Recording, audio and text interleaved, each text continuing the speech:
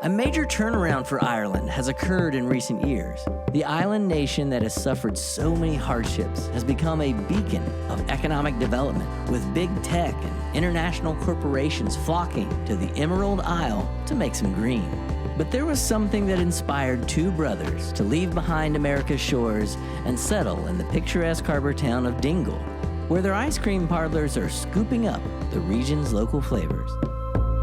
How early in the morning is acceptable to have ice cream? I don't think there's rules. I think there's no rules on it. Sean Murphy and his brother Kieran created flavors that celebrate Irish culture, like brown bread and Dingle sea salt.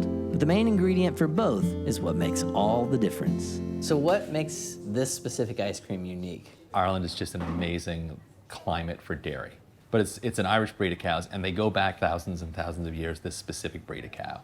And there's only a couple thousand of them left in the world. Really? Yeah, because they don't give as much milk as the big cows. So they've fallen out of fashion, out of favor. But it's the good milk. But it's the good milk. Do you have Irish heritage? With Sean Murphy as a name? Yeah. Yes, definitely. My father was born and raised in Cork. So you're not far removed from your No. Irish roots. Oh yeah, no, I go down to Cork and there's this bewildering network of cousins. I have the immediate connection right there.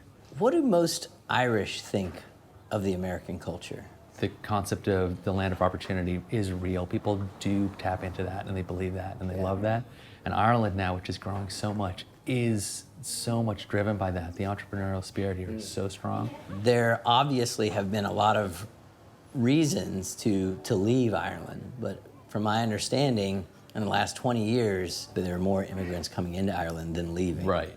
So it seems like there's been a shift. It's new for Ireland. Suddenly, immigration's a thing, from all over the world. It's interesting to watch a country that sent out migrants, even they weren't called refugees at the time, but basically refugees and millions of them, to suddenly have to grapple with people coming here, and the tensions that's bringing up. So it's a fascinating time for them.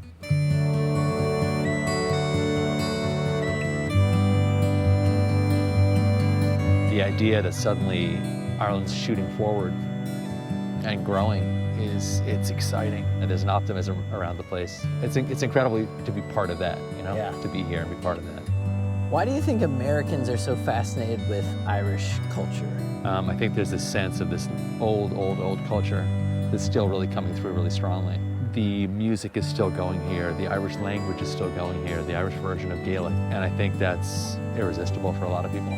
But I think that sense of the people being important really is a big deal, more than stuff, more than anything else. And on top of that, you can't live right here and not understand the importance of nature, the greenness, the power of the ocean. Like right now, it's cloudy, but sometimes I think the bad weather is more beautiful than the good weather, because the sea starts to churn and the clouds start to swirl around. And there's just this visceral force that I think is hard to miss.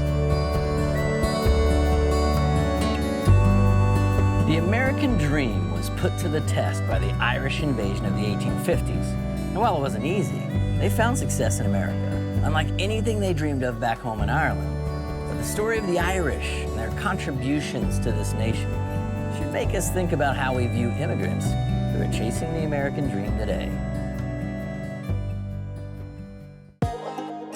This video is inspired by our PBS series, Reconnecting Roots. Visit reconnectingroots.com to watch the full episodes or to check out our music and podcast. Give us a thumbs up and subscribe so we can keep making more. Thanks for watching.